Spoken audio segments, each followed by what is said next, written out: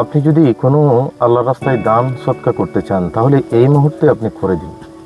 আপনি দান সৎকা করার ক্ষেত্রে আপনি বেশিক্ষণ সময় নেবেন না, যত দ্রুত সম্ভব আপনি দান সৎকা করে দেওয়ার চেষ্টা করবেন।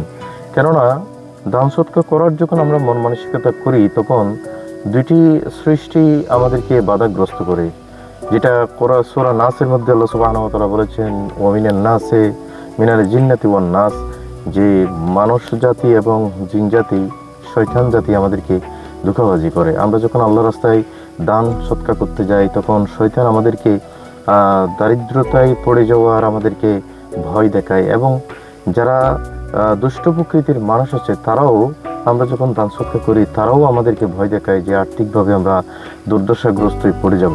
সেজন্য আল্লাহ রাসূল সাল্লাল্লাহু আলাইহি ওয়াসাল্লামের সুন্নত হচ্ছে, রাসূল পাক সাল্লাল্লাহু আলাইহি ওয়াসাল্লাম যখন দান সৎকা করতে চাইতেন কোনো সময় নিতেন না।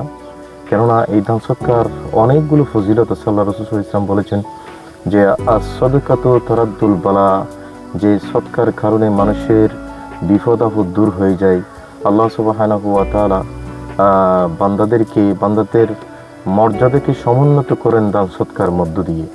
এবং হাদিসে পাকে আল্লাহ রাসূল সাল্লাল্লাহু আলাইহি ওয়াসাল্লাম বলেছেন যে বান্দা ফরজ আদায়ের পরে আল্লাহ সুবহানাহু ওয়া তাআলার সবচেয়ে নিকট স্থান লাভ করে নফল ইবাদতের মধ্য দিয়ে। আর নফল ইবাদতের মধ্যে অন্যতম একটি হচ্ছে দান সৎকার করা। সুতরাং আসুন আমরা দান সৎকার করলে আমরা রিক্ত হস্তে, উদার হস্তে আমরা দান করব, এবং সেক্ষেত্রে বেশিক্ষণ যদি আমরা চিন্তা ভাবনা করি তাহলে এই দান সৎকার ক্ষেত্রে আমাদের বাধাগ্রস্ত হওয়ার সম্ভাবনা আছে। আল্লাহ সুবহানাহু ওয়া তাআলা আমাদেরকে দরিদ্রতার দান সৎকারের মধ্য দিয়ে আল্লাহর নৈকট্য অর্জন করার আল্লাহ তৌফিক দান করুক। আসসালামু আলাইকুম ওয়া রাহমাতুল্লাহ।